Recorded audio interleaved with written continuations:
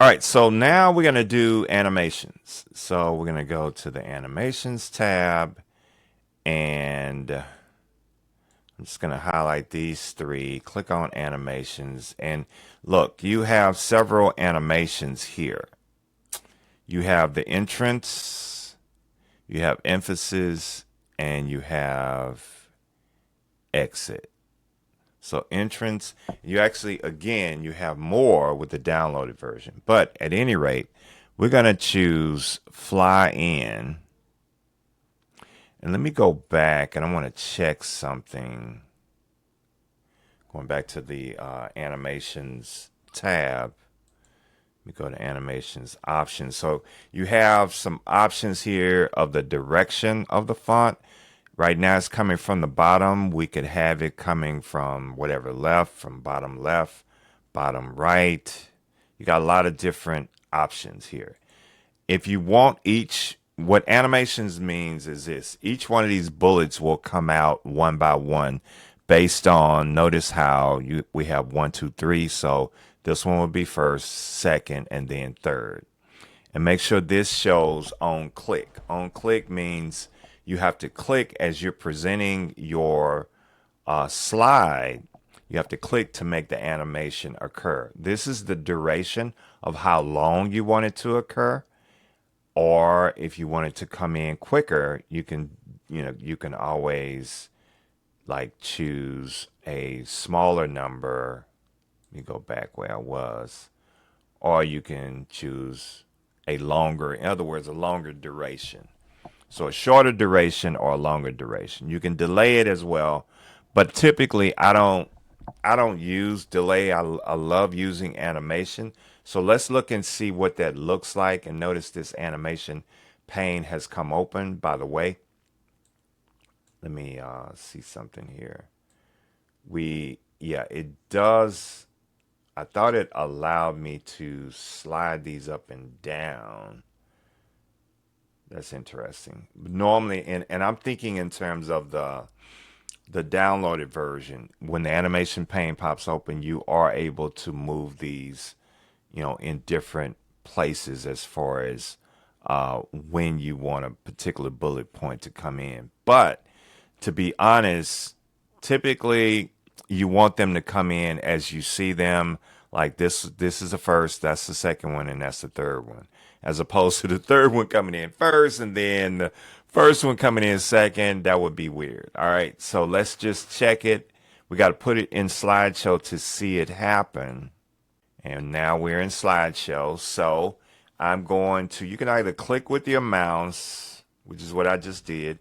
You can use your forward arrow key, or you can use your space bar, whatever makes you feel comfortable. Some people actually use a remote that you can hook up, a little small handheld remote where you can kind of move around when you're doing your presentation. Like if you're doing it in front of an audience, you don't have to be restricted to standing right there next to your laptop and, hitting your forward arrow key, or you're pressing your mouse or pressing the space bar.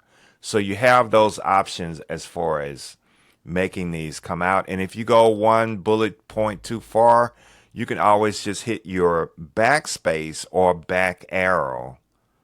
And then, of course, your forward arrow. Like I said, you got options, but you got to figure out which one you're going to go with. Are you going to use your mouse, or are you going to use like a handheld remote?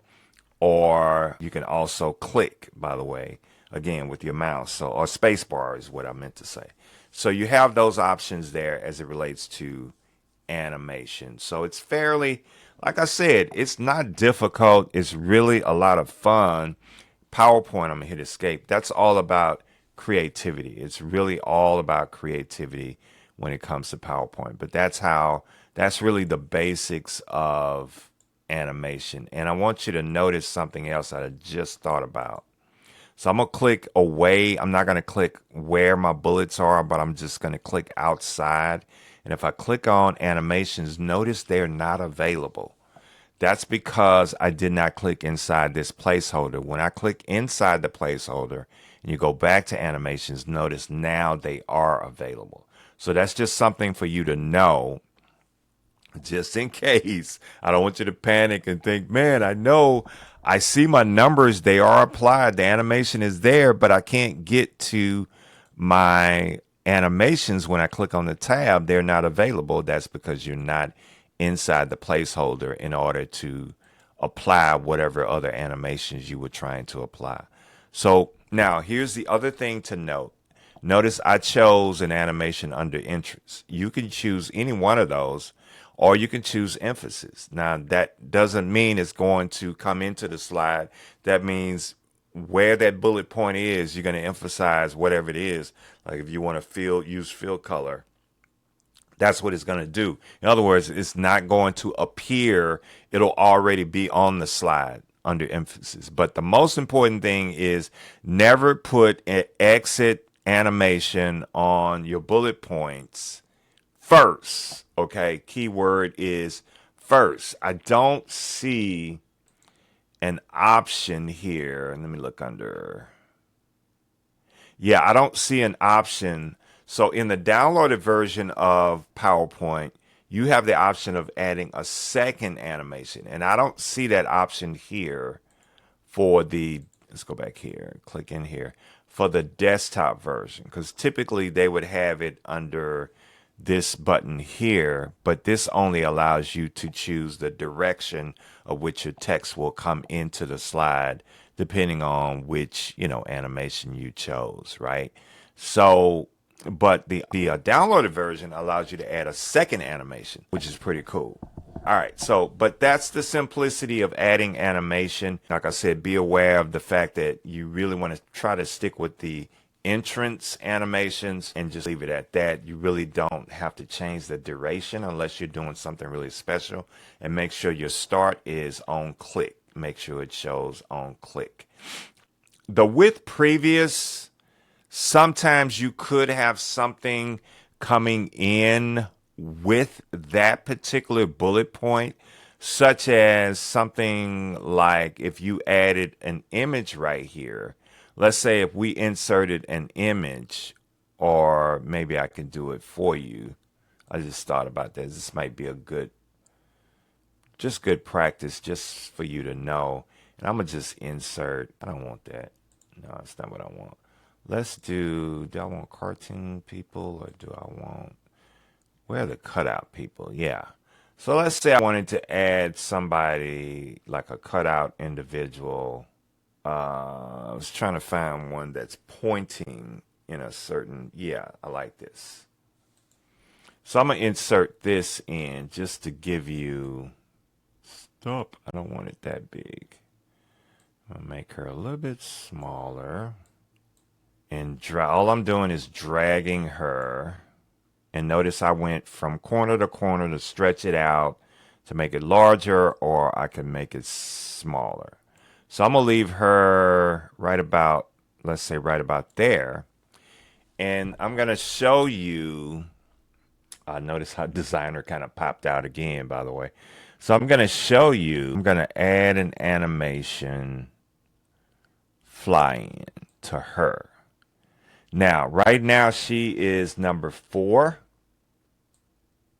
It's interesting, it wouldn't let me, yet now it does. It's funny, before it wouldn't.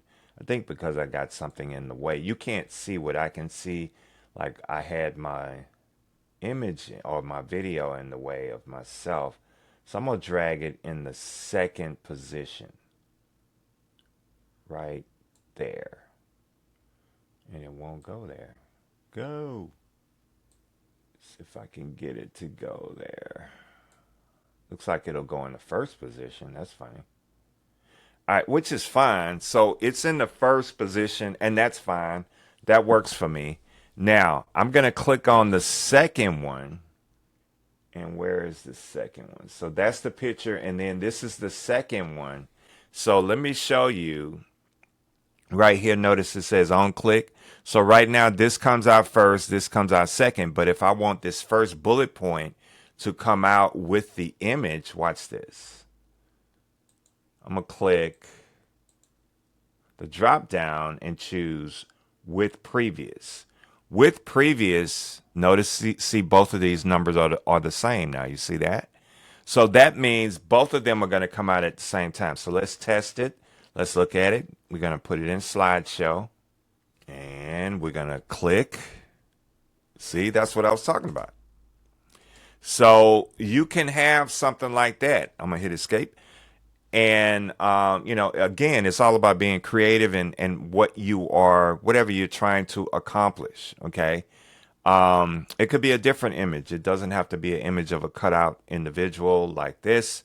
And let me see if I can do what I know I can do. And did you see what I just did? As far as the image, I just thought about that. You could actually flip it to where if she was pointing in this direction, like I had her before, like if you found an image where an individual is pointing in the wrong direction, but you want them to point towards the text, all you have to do is just move your cursor over that middle dot right there, get a double-sided arrow, click and hold, and drag it back over to, in this case, back to the right, or whichever direction you need her to face, or back to the left.